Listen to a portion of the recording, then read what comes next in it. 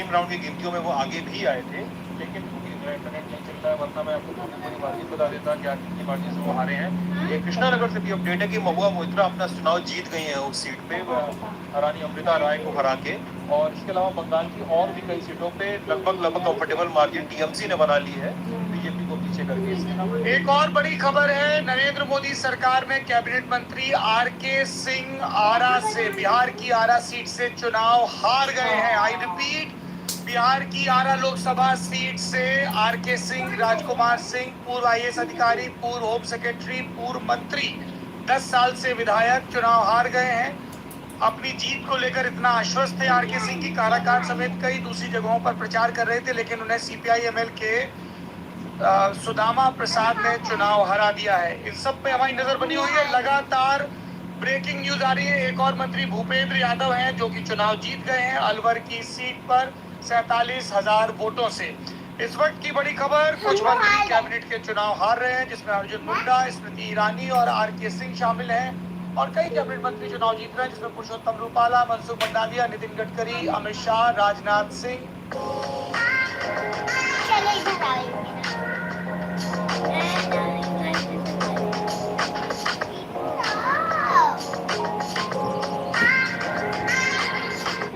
जुड़ेंगे अगले साल। अरे गुरु, हमारा आशीर्वाद है तुमको, प्रोफेसर बनोगे, बहुत तरक्की करोगे, वाइस चांसलर भी बनोगे।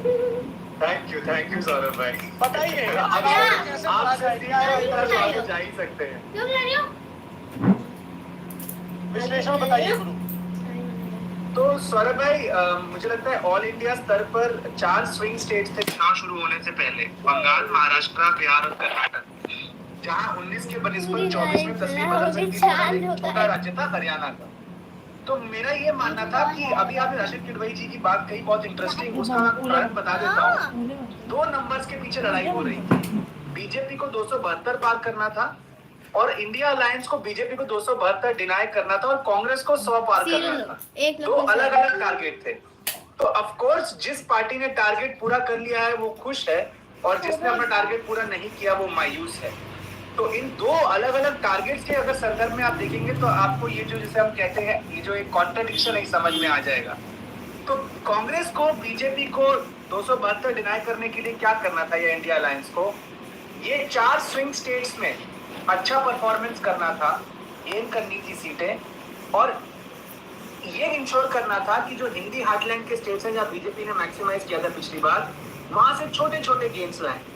तो ऐसा हुआ सौरभ भाई कि 4 स्विंग स्टेट्स में 3 स्टेट्स कर्नाटक, महाराष्ट्र और बंगाल, जहां बीजेपी को नुकसान होता हुआ दिख रहा है 10 से ऊपर सीटों का 19 के बनिस्बत। बिहार में ये नुकसान कम है। आप देखिए ये स्विंग स्टेट्स में क्यों कहता हूँ कि बीजेपी ने भी इन स्टेट्स में एक्शन लिया, वो समझते थे, चाहे वो बंगाल हो, बिहार हो, कर्नाटक हो, चाहे वो अलायंसेज हो, महाराष्ट्र में पार्टी को तोड़ना हो, उन्होंने भी एक्शन लिया, लेकिन फिर भी ये नुकसान हुए। लेकिन फिर एक बड़ा गेन हुआ ओडिशा का, लेकिन वो गेन कैसे न्यूट्रलाइज हुआ, यूपी एक स्विंग स्टेट बन गया जो शायद किसी ने नहीं देखा था। राजस्थान और हरियाणा जैसे राज्यों में कांग्रेस ने डायरेक्ट फाइट्स में बीजेपी को हराया। और यूपी की सबसे बड़ी खबर, सौरभ भाई आप सीटों का आकलन करें तो एक मैक्रो पिक्चर बताता हूँ। यूपी की सबसे बड़ी खबर है मायावती जी का वोट शेयर 9% पे आना, और कहीं ना कहीं मुझे लगता है जब हम आकलन बाद में करने बैठेंगे कि इसका फायदा इंडिया अलायंस को ज्यादा हुआ जो उम्मीद थी बीजेपी को होगा। यहाँ मुझे लगता है कि कांग्रेस का समाजवादी पार्टी से मिलना उस अलायंस को फायदा कर गया, क्योंकि जो दलित वोट था, जो यूजुअली समाजवादी पार्टी को लेकर स्केप्टिकल होता है, वो कहीं ना कहीं संविधान, कॉन्स्टिट्यूशन का जो मुद्दा, रिजर्वेशन का मुद्दा, उसको लेकर कांग्रेस की तरफ उसका एक नरम रूप था और वो वोट वहां ट्रांसफर हुआ।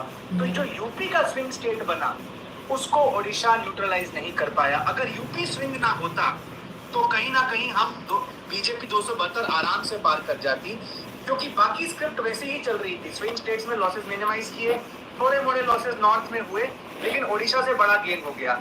बट यूपी ने अंत में आके गेम बिगाड़ दिया। तो अंत में 4 स्विंग स्टेट और यूपी, इसकी वजह से बीजेपी 272 पार नहीं कर पाई।